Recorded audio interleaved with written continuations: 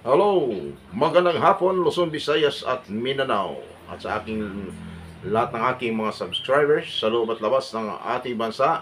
Shout out po sa inyo, lalo sa mga OFWs no, na sa labas ng bansa na ngayon at sa inyong pamilya.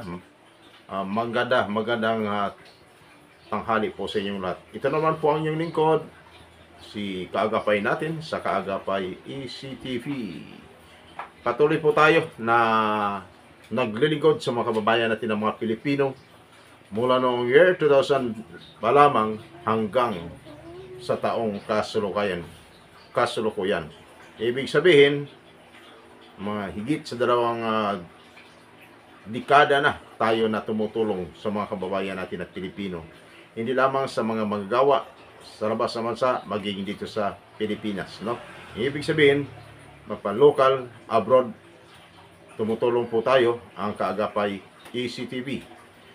So, ngayon, mga Kaagapay, sa mga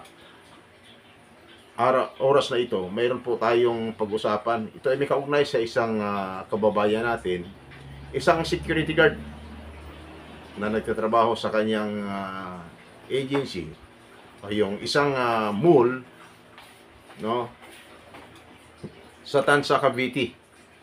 Itong Fortune King na pagmamay-ari ng isang Chinese national. At ang kanyang security agency na naman ay itong Stabalom Security Agency na matatagpuan sa Dasmariñas, Cavite City. No? Alam niyo mga kaibigan, mga kaagapay, noong mga nakaraang linggo, mayroong tumawag sa akin, itong kaibigan natin, na sa Bacolod ngayon. Siya po ay bigla ang napauwi doon sa kanilang probinsya dahil nga sa kanyang problema sa kanyang mother na nagkaroon ng tinatawag na stroke. Na-stroke po ito. So, biglaan siyang napauwi doon sa Negros Occidental dahil walang ibang mag-aasikaso. Siya po ang inaasahan ng mga kapatid, kaya napauwi siya lang sa Negros Occidental.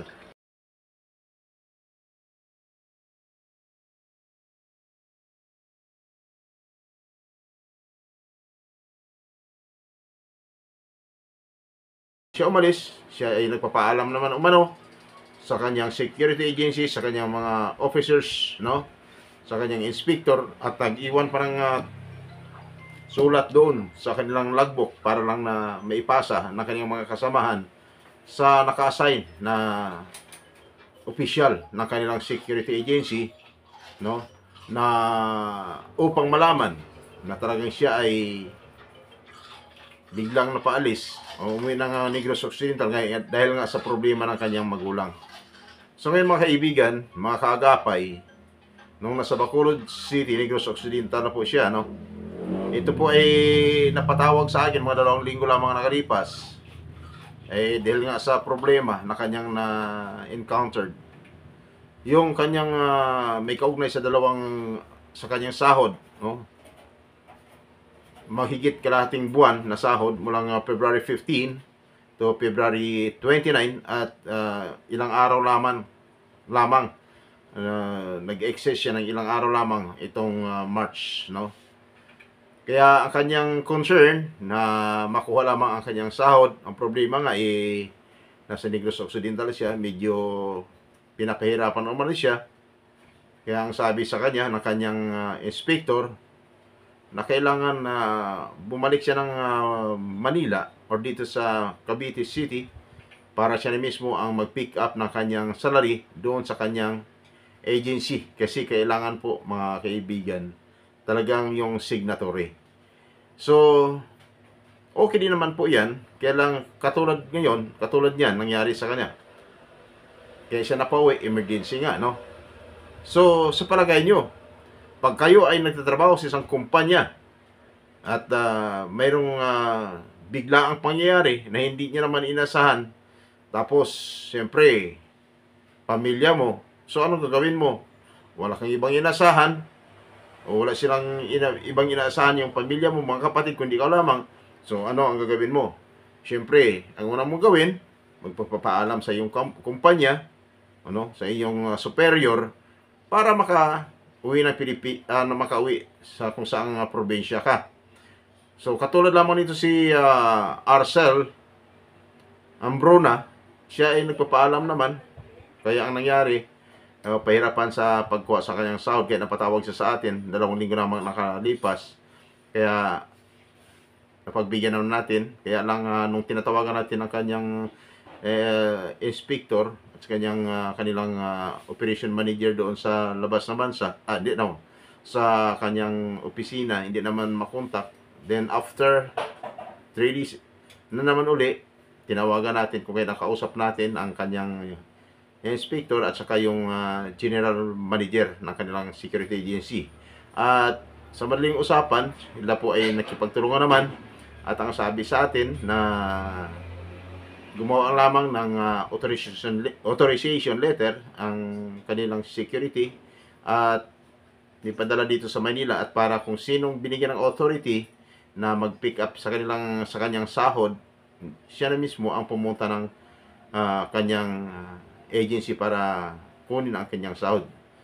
Subalit, nung pumunta ang kanyang mother-in-law at yung kanyang sister-in-law doon sa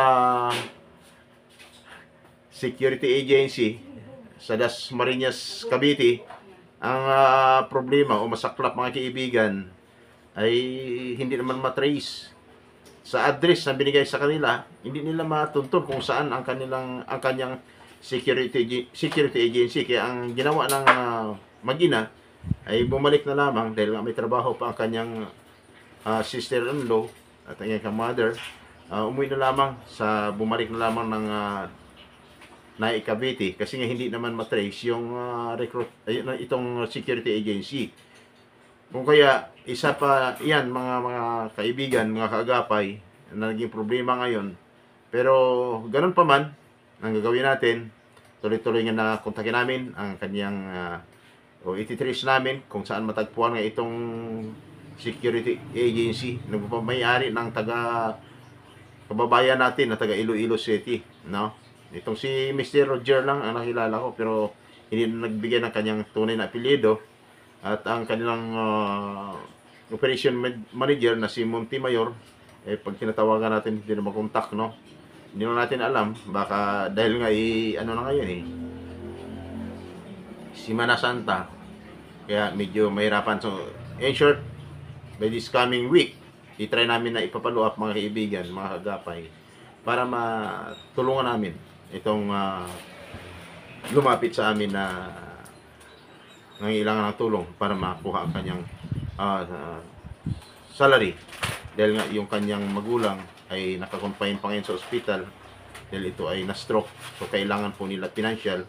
So dapat ang pakikiusap namin, kung ikaw po isang kumpanya, ikaw po ang may hawak sa inyong tao na may nagkaroon ng problema, dapat huwag niyo namang pababayaan. Actually, si Mr. Roger, ang aking nakausap, ay nagsasabi naman, nakipagtulungan naman, at sinabi niya na talagang tulungan nila ang kanilang tauhan para maibigay ang kanilang sahod, no? Pero yun nga ang naging problema, hindi sila natin makontak na ngayon dahil ay malamang siya ay umuwi ng probinsya nga, bakasyon din.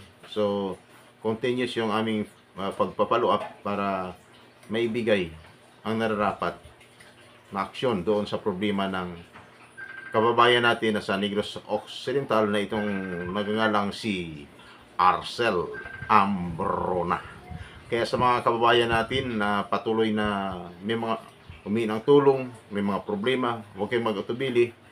Ang Kaagapay ECTV patuloy na tumutulong sa mga kababayan natin sa loob at labas ng bansa, at nagbibigay ng serbisyo na libre po, libreng serbisyo. Wala po tayong sinisingil dyan, sa atin lamang po makakatulong sa kababayan natin na mga nangailangan. Maraming salamat po. Kaya sana po, kung nakinig ka man, may-ari ng security agency, dapat po pag may humingi ng tulong sa inyo, kunting bilis lamang na aksyon po para hindi naman po masisira ang pangalan ng inyong security agency. Maraming salamat at mabuhay po kayo lahat. God bless. Hello, magandang hapon Luzon, Visayas at Mindanao at sa aking lahat ng aking mga subscribers sa loob at labas ng ating bansa. Shout out po sa inyo, lalo sa mga OFWs no, na sa labas ng bansa na ngayon at sa inyong pamilya. Magandang tanghali po sa inyong lahat. Ito naman po ang inyong lingkod, si Kaagapay natin sa Kaagapay ECTV. Patuloy po tayo na naglilingkod sa mga kababayan natin ng mga Pilipino mula noong year 2000 pa lamang hanggang sa taong kasulukuyan. Ibig sabihin, mga higit sa dalawang dekada na tayo na tumutulong sa mga kababayan natin na Pilipino. Hindi lamang sa mga magagawa sa labas ng bansa, magiging dito sa Pilipinas. No?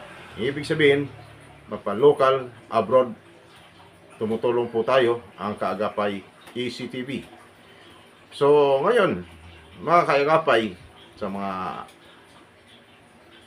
oras na ito, mayroon po tayong pag-usapan. Ito ay may kaugnay sa isang kababayan natin, isang security guard na nagtatrabaho sa kanyang agency, o yung isang mall, no, sa Tansa, Cavite. Itong Fortune King na pagmamay-ari ng isang Chinese national. At ang kanyang security agency na naman ay itong Stabalom Security Agency na matatagpuan sa Dasmariñas, Cavite City. No? Alam niyo mga kaibigan, mga kaagapay, noong mga nakaraang linggo, mayroong tumawag sa akin, itong kaibigan natin na sa Bacolod ngayon. Siya po ay bigla ang napauwi doon sa kanilang probinsya dahil nga sa kanyang problema sa kanyang mother na nagkaroon ng tinatawag na stroke. Na-stroke po ito. So biglaan siyang napauwi doon sa Negros Occidental dahil walang ibang mag-aasikaso. Siya po ang inaasahan ng mga kapatid, kaya napauwi siya sa Negros Occidental.